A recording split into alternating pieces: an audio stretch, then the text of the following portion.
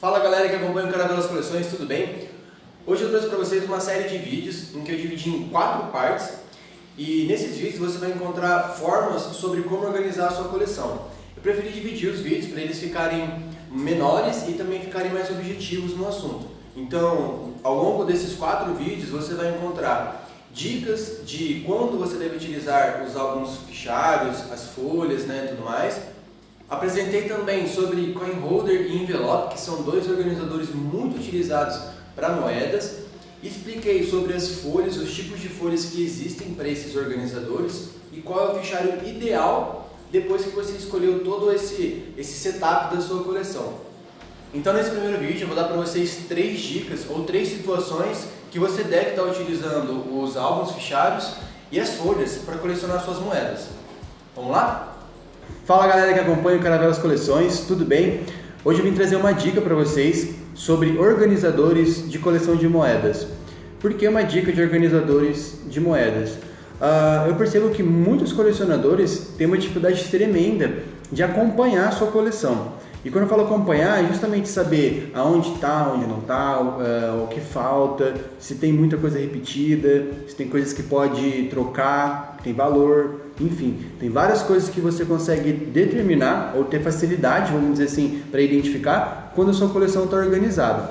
Bom, na dica de hoje eu vou estar falando para vocês sobre o álbum fichário e também as folhas para moedas.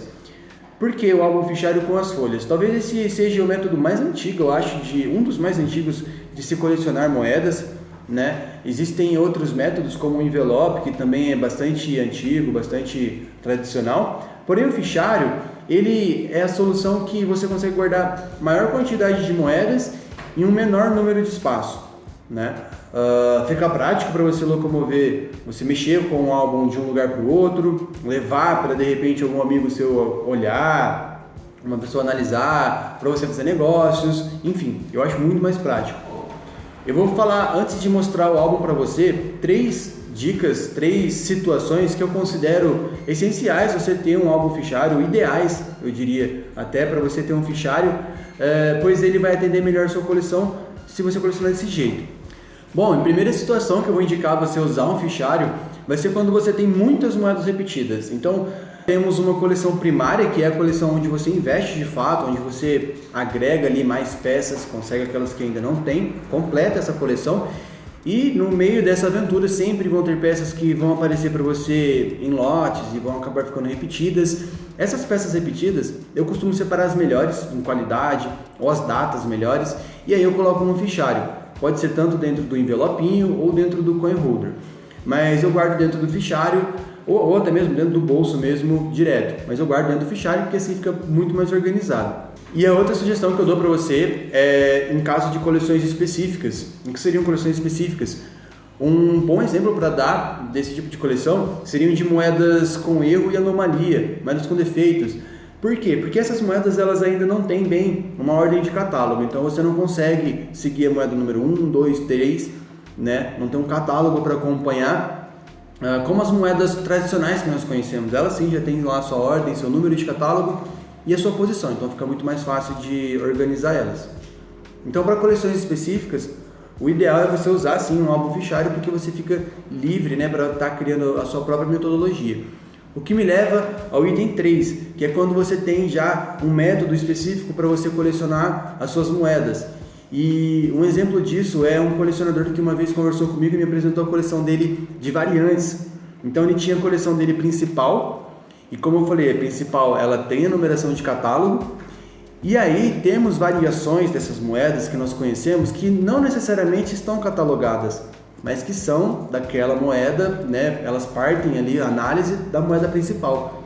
Então esse colecionador, ao invés de usar aqueles álbuns próprios para moedas, que vai só a data específica, não, ele coloca a data específica e depois ele vem colocando as variantes que ele encontra, que ele conversa com outros colecionadores e que vão apresentando para ele, ele vai montando a coleção dele de acordo com isso.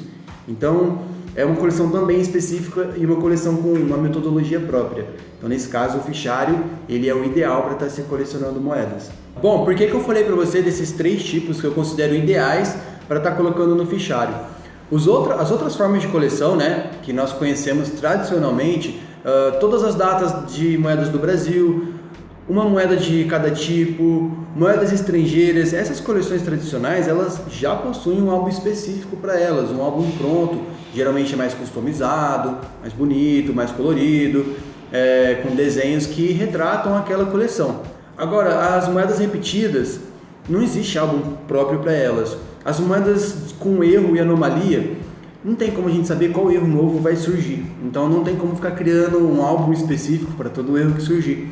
Então essas coleções, é interessante que você coloque elas no fichário justamente por isso, por serem coleções mais maleáveis, eu diria.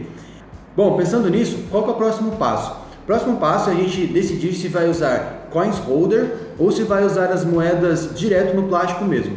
Galera, então é isso. Nesse primeiro vídeo nós vimos quais são as situações em que você deve utilizar um álbum fichário junto com as folhas para organizar sua coleção de moedas.